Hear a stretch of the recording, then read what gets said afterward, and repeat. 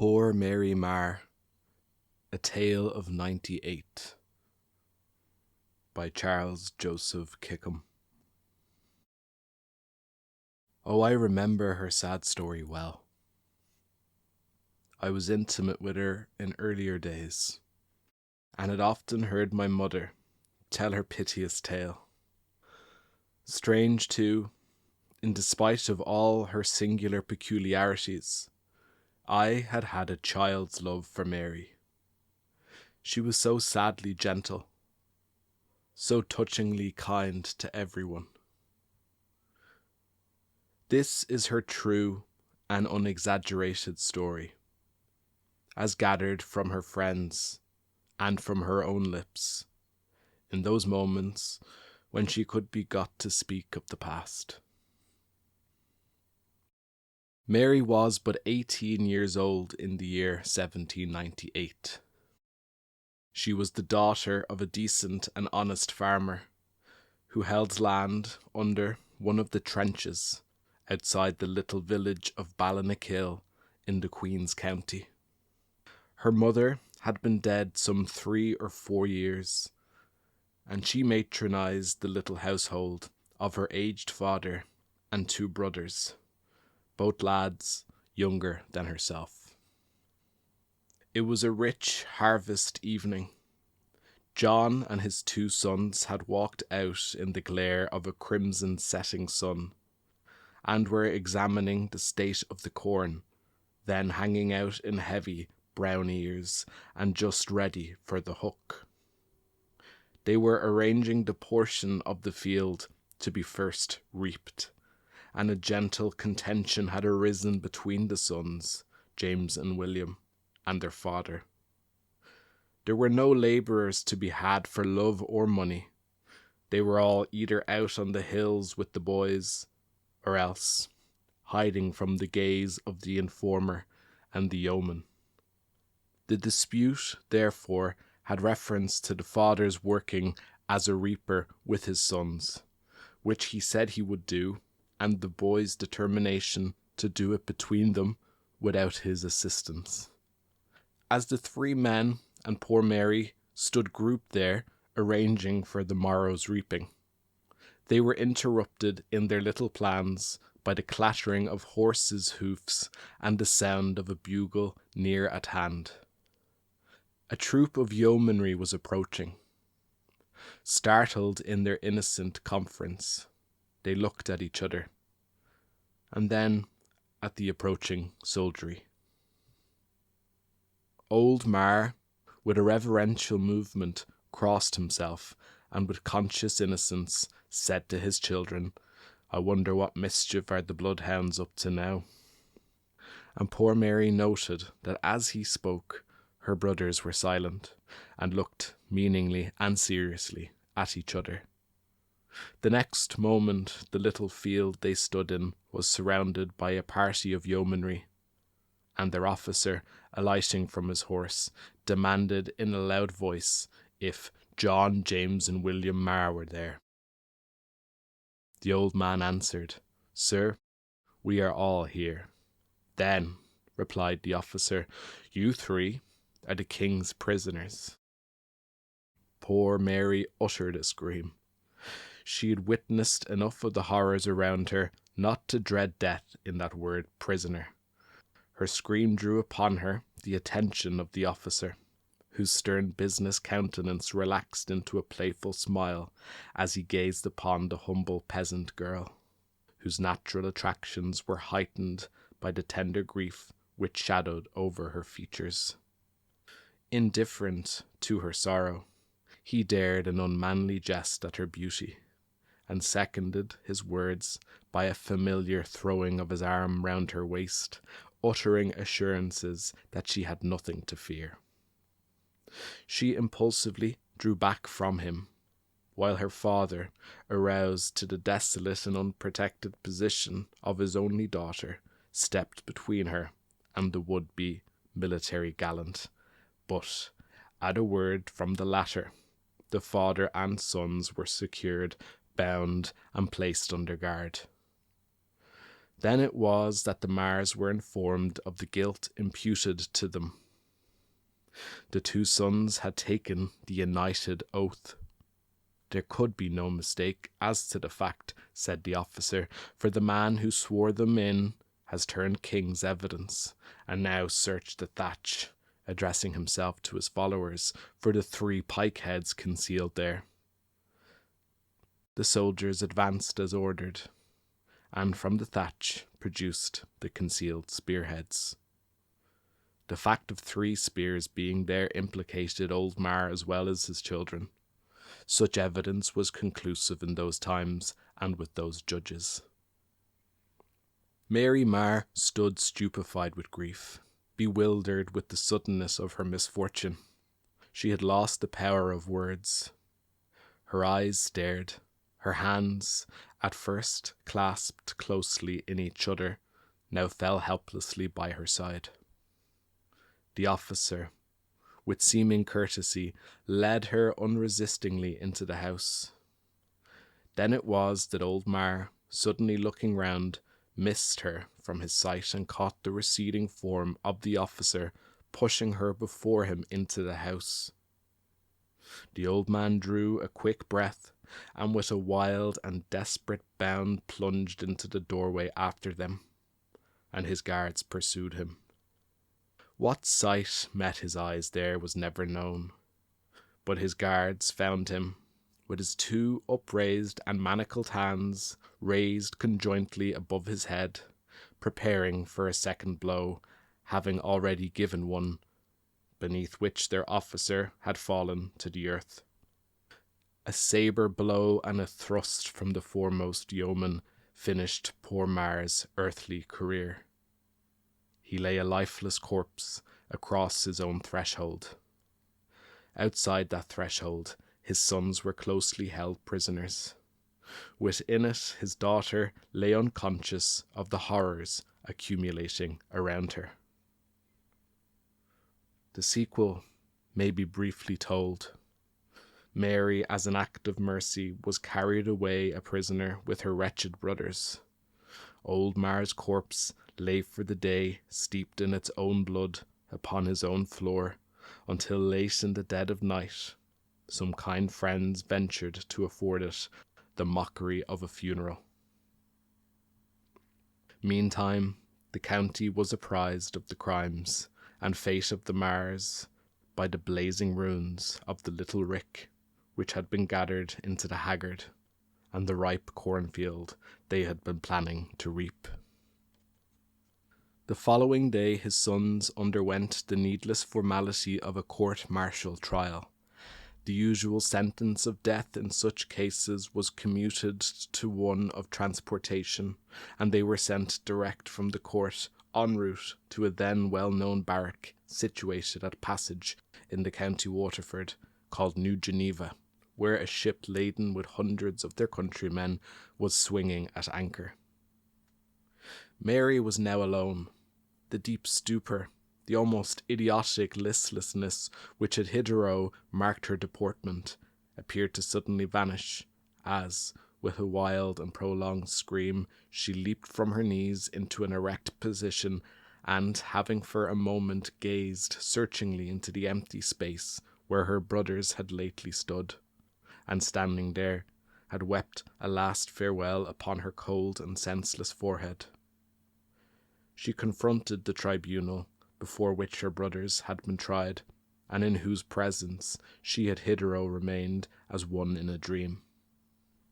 But now, with a fierce look of impassioned anger, she shook her puny arms towards them, and shouting, reiterating again and again the words, "You murderers, you murderers," she fled from the court.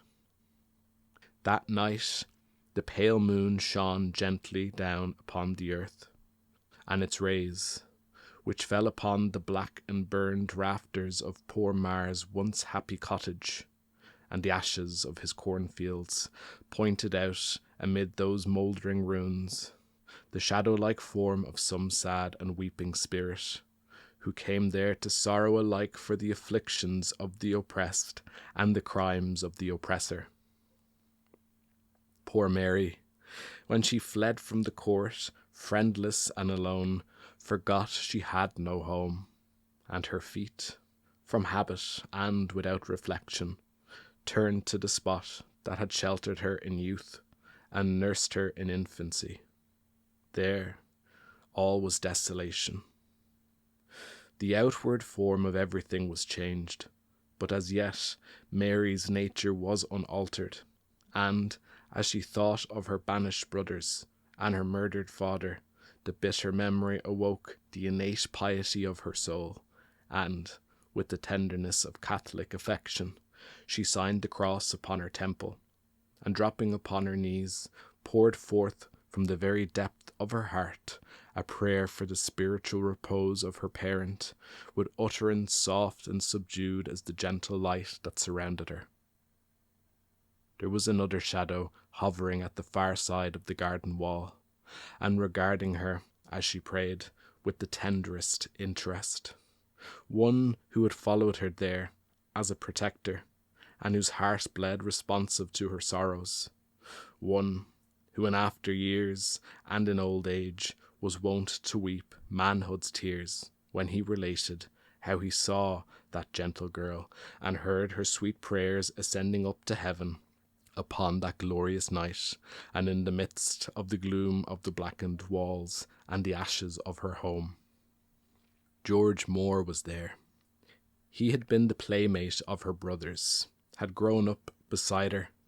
Recently, he had loved her as man will love woman, but now every feeling of passion was hushed into deep commiseration for her sorrows, and a reverence for her situation and her piety, which made him regard her as scarcely human. He waited patiently there until her prayer was ended, uttering a gentle Amen to each impassioned appeal she made to heaven for the soul of him who had died without priest or prayer.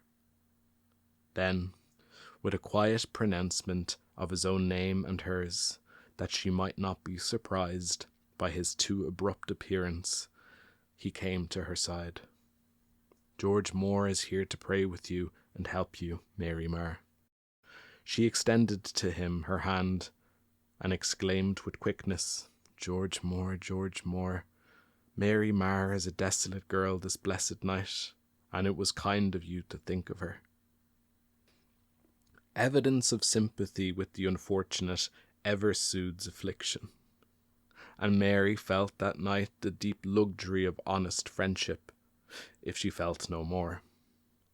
She listened to the tender consolation he sought to afford to her, and yielded to the advice his better judgment suggested to her, advice that held out a hope to her that on the next day something might be done to effect the release of her brothers. And as she permitted him to lead her from amid the ruins of her little farm and to his own home, where he gave her in charge to his mother for the night, the joy of big hopes for her brothers began to open in her heart. George's reasoning and advice was judicious. He calculated that Mary's lone position, the murder of her father, and the total wreck of the little farm would beget for her pity, and no doubt a chance of her brother's release being attempted by memorial or otherwise, and he believed that the person to do this was a Miss Trench, who had always expressed an interest in Mary. The plan then laid was speedily acted upon. As early next morning as Mary could gain admission, she was at Miss Trench's door, and that lady, with true benevolence, entered at once into her little scheme, and gave to it her best efforts. Before the sun was in its meridian, Mary was on the road to Kilkenny with a letter in her bosom from Miss Trench to Lady Asgill, the singular and eccentric, but not unamiable, wife of General Asgill, then residing in Kilkenny, and in command of a large military district. It was Asgill whose sanction, uniformly given in such cases, was to complete the sentence of the court that tried the Mahers, and fix their doom for eternal banishment. Mary had neither horse nor car to carry her, and her unused feet were ill prepared for such a journey. But ere evening she was at General Asgill's door with her letter. She was alone. In the then disturbed state of the country, George Moore dared not accompany her. His presence would only bring the attention of the military and yeomanry upon her, and create obstructions to her journey, which he could not prevent, while his own arrest would be a matter of almost certainty. Her gentle knock at the General's door was answered by a footman, who, in reply to her solicitation to see Lady Asgill, told her she could not be seen, that her ladyship was dressing for dinner, that she was to have company, and that he could not even take to her a message for such a person as that before him. And, having quickly given this reply, the door was closed upon Mary and her hopes. Overcome by disappointment, oppressed with fearful forebodings, worn out by watching, fasting, and fatigue, the sickness of threatening death came over her. Her sight failed, her limbs relaxed, and she fell heavily, listlessly, at the threshold of the Great One's door. An hour later, Colonel Butler, heir to the great house of Ormond, crossed from the gate of his ancestral castle at the opposite side of the Kilkenny parade, his handsome form displayed to its best advantage in the fashionable military uniform of a soldier. He stepped lightly over the few yards which separated his castle from the General's residence. He was to dine with the Asgills, but ere his hand could touch the knocker, his foot struck against the senseless mass beneath him. He started back, stooped, and saw a young and graceful woman apparently dead. Lights were procured. She was raised from the earth, shaken up, awoke from her stupor. Almost in a dream, bewildered by the lights, she faintly articulated, "Lady Asgill," and pressing her hands into her bosom, added, "This letter is for her. For God's mercy's sake, give it to her." The gallant colonel hastened himself with that letter to Lady Asgill, whom he found in the drawing-room, all smiles to him. He quickly told the circumstance as it occurred. The letter was delivered and, at his urgent request, at once opened.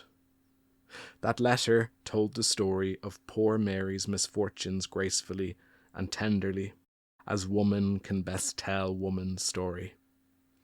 Mary was carried to the housekeeper's room.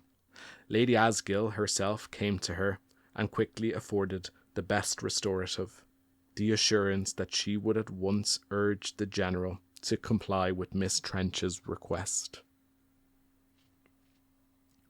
The morning's dawn saw Mary issuing from the residence of the Asgills, a brilliant fire in her eyes, a bright flush upon her lips and cheeks, a quick movement in her feet. The elasticity of a new life was in her. She was flying after the prisoners with their pardon in her bosom. It was a long road, but she had slept, as hope fulfilled will sleep, and a journey to Waterford, and thence to Passage, over 30 Irish miles, looked as nothing to the heart of that girl. Onward she fled. It was no walking movement, it was a flight.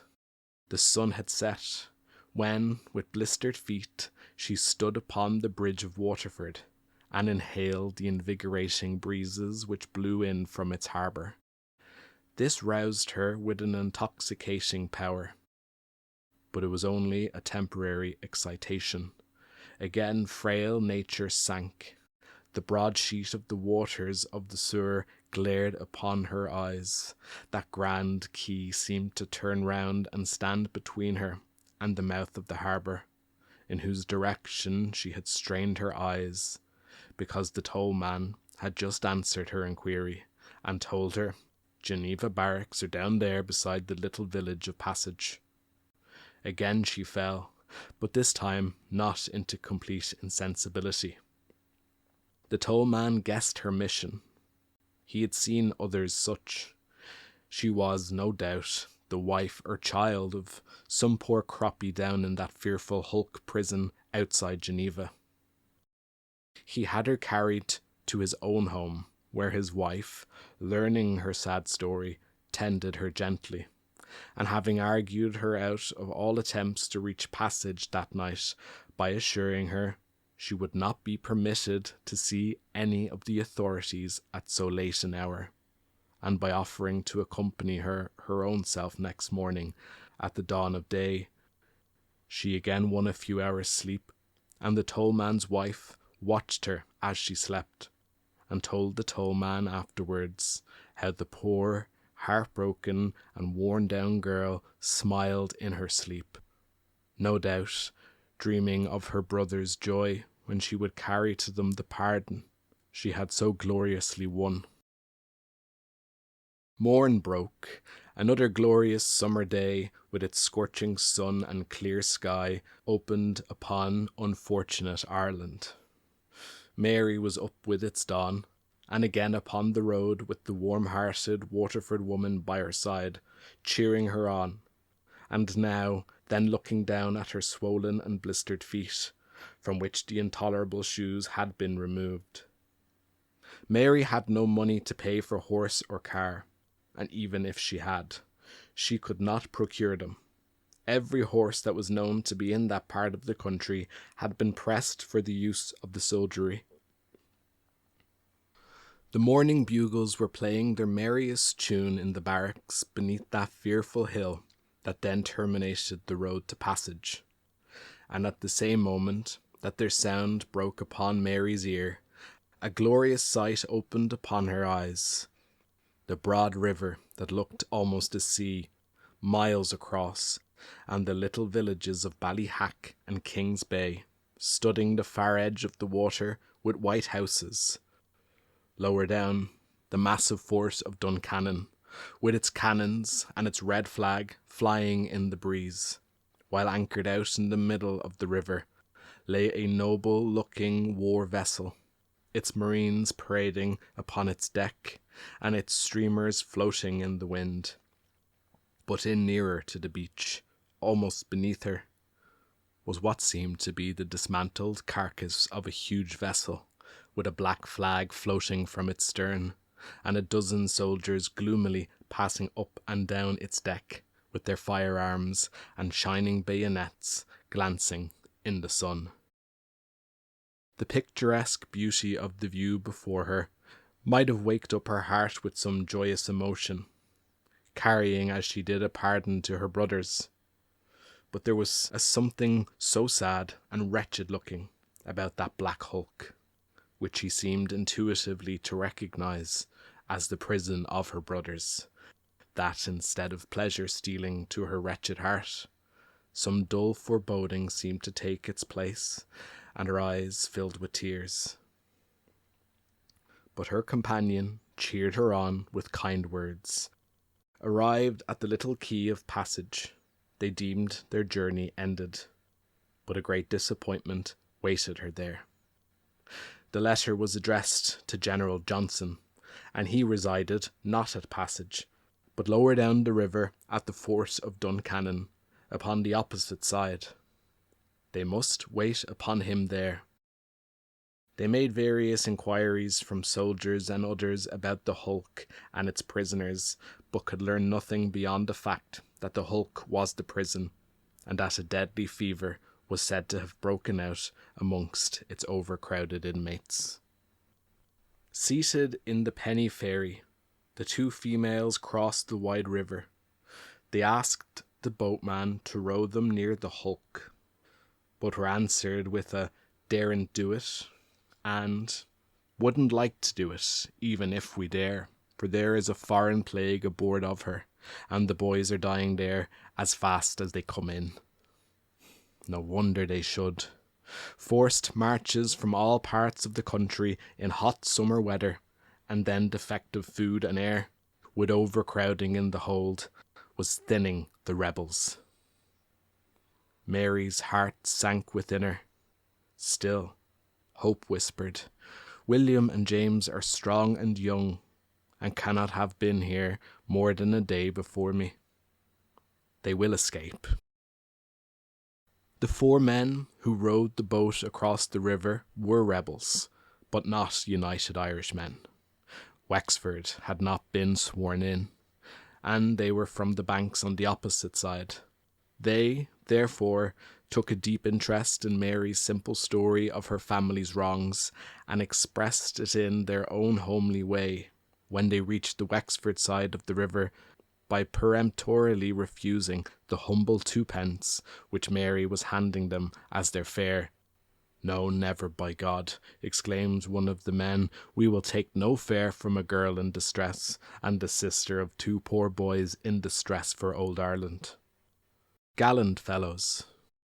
2 of them fell subsequently at the Battle of Ross, and a 3rd of them, old Breen, was known to us personally 40 years later in life, when the white hair had silvered over his head, and time furrowed its lines over his features after having spent a long life abroad, whither he escaped after the defeat of Vinegar Hill. At length Mary and her friend reached the fort, where she delivered her letter for the general across the open drawbridge upon the point of a soldier's bayonet. In a few minutes the bridge was lowered, and she was ordered into the presence of the general. And when the creaking of its wheels and the jarring of its iron hinges had died into silence, her ears were terrified by the screams which reached her from the little square of the garrison, in whose direction she was advancing to the general's quarters.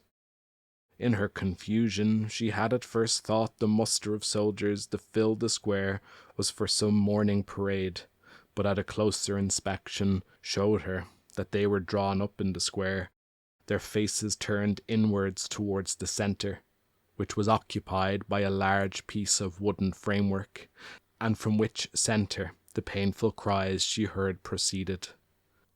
Arrived at the door of the general's quarters, and when standing upon its elevated steps, her position enabled her to see down into the centre, and there she beheld a sight that brought maiden blushes to her cheeks, and chilled at the same time the life-current of her heart.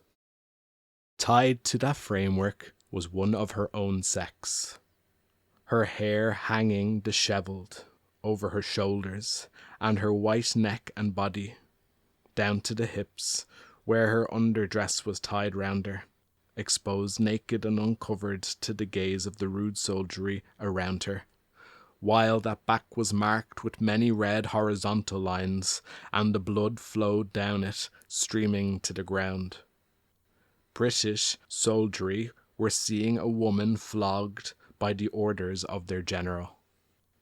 Mary shrunk into the hall and hid her eyes from the fearful sight, and from the hall into the orderly room, where stood the general who had sent for her, surrounded by some of his staff officers. He addressed her.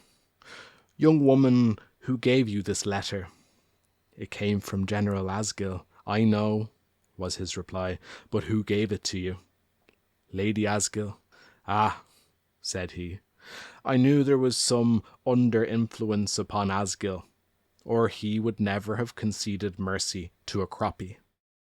And tell me, my girl, who introduced you to Lady Asgill?" "I had a letter to her from Miss Trench of Ballinakil." "Ah, but how did you get into her presence?" "Colonel Butler of Kilkenny, who found me at her door, took the letter in for me." He winked slyly at the officers, and they laughed out as he did so.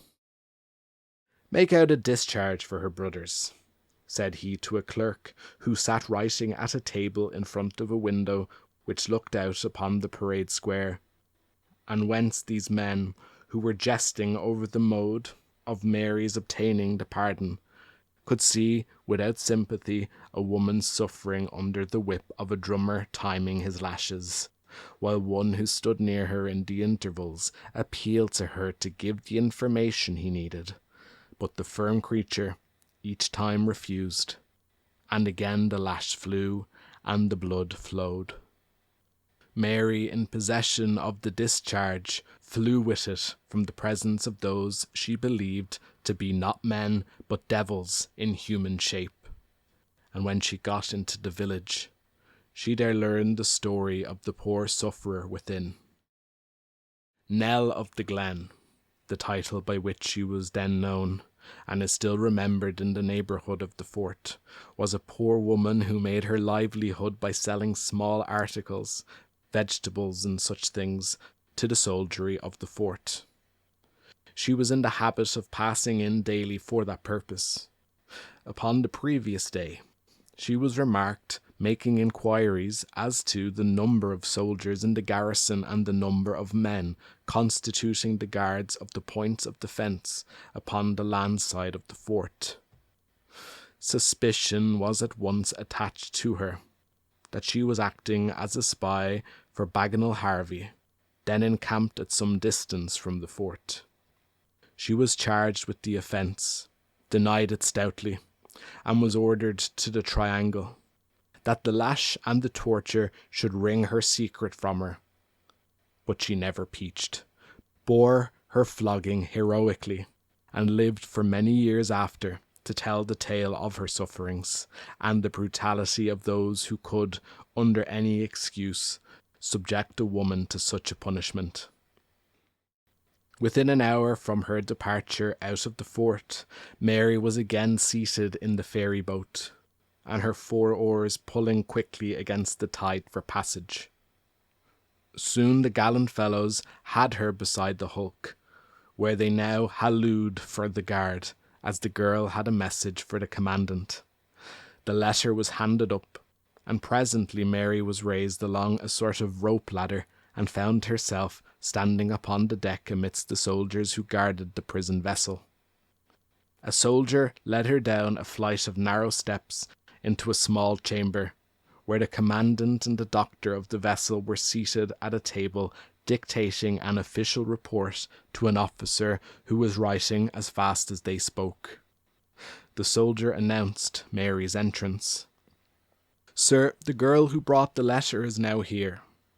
The 3 men raised their eyes and stared into the anxious face, pallid with fatigue and want of food and loss of rest. The surgeon was the first to speak. "Sir, it is best to be cautious. The woman looks ill." "Young woman," said the commandant, "I find you have brought a pardon for the 2 Mahers. It is right you should know that they have been very ill, and in hospital with the sickness that is here, and you must return to your lodging for the present, as the surgeon does not think it right to let you see them in their present state." The commandant here rose from his seat. He was evidently a man that had feelings to sympathize with the unfortunate, and he added, with a subdued voice, "The surgeon who is attending them will tell you the rest," and left the cabin. Mary stared from one to the other of the 2 who remained, but read nothing in their well-disciplined faces. She wished to say something. She felt she had much to say, but words failed her, and seconds elapsed ere that she found utterance for the exclamation, "God be praised! Oh, in the name of the Virgin, let me to them! I have no fear of sickness." And then she added, with quick and tremulous words, as the large tears rolled down her poor cheeks, "Who will nurse them like their sister?" "You are their sister, then?" "I am." "Poor girl, sit down here. Come," to the officer who was writing, "we will go up again and talk to the commandant." And the 2 left the cabin. Presently the surgeon returned and addressed her thus: "One of your brothers is very ill indeed. I do not think he will know you. Can you bear to look at him in such a state?" "Oh, yes, yes," was her quick reply. "Then follow me." Mary was alone, but she followed him. Her female companion was outside in the boat, as only the messenger who brought the letter would be permitted on board. He led her through a darksome passage, where both had to stoop, and where, as they advanced, The air grew hot and oppressive, and presently sounds broke upon her ears like the confused babble of drunken men. She was in the middle of the sick ward of the hulk, and the noises were the mutterings of delirium and the cries of pain. He stopped beside a hammock, which, in the shadow, she would have passed, and lowering a dull oil lamp, which swung beside it, she read upon it a ticket affixed to it the words William Maher. It was one of her brothers.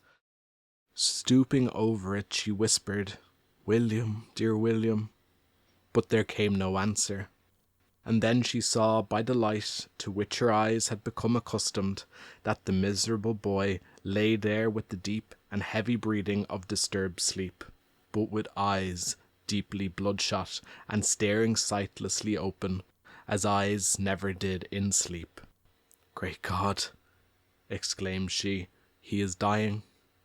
"No, not exactly dying, but very bad indeed," replied the surgeon.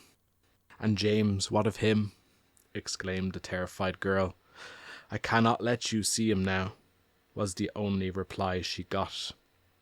She stood silent, crushed beneath a load of grief, the extent of which she did not comprehend, and yet it fell upon her with terrible presentiments of the worst. She was removed from the vessel almost by force.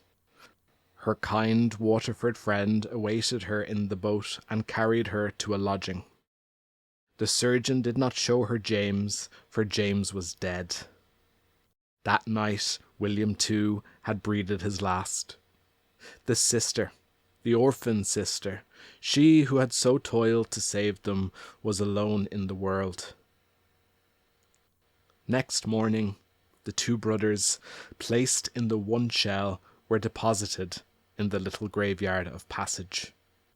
And Mary saw them laid there, and shed no tears, and permitted herself without a struggle to be led from the churchyard and placed upon a bed, where for the day she lay in silence, never speaking, and putting all food and drink aside which her friend sought to have her take. At night she seemed to fall into a sleep, and her tired companion slept too.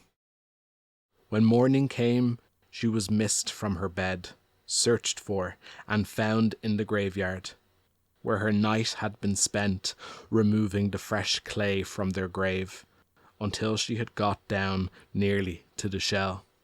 When questioned why she did this, and rebuked for such eccentric behaviour, she replied she wanted to take them home to Ballinakil. The people were terrified at her conduct. They brought the priest to reason with her. His advice was lost upon her. Like the disjointed figures of a kaleidoscope that at a touch falls to pieces and takes new forms, her intellect was a thing disjointed and of new shapes. The cord had snapped and was never united. She wandered harmlessly about the country, made her way home to the old haunt, and sat betimes upon the stile leading to the old farmhouse. She lived in that state for many years. Everybody was kind to her. Her touching story and superhuman efforts to save her brothers won all hearts, and every tongue that addressed her or spoke of her began with "Poor Mary Maher."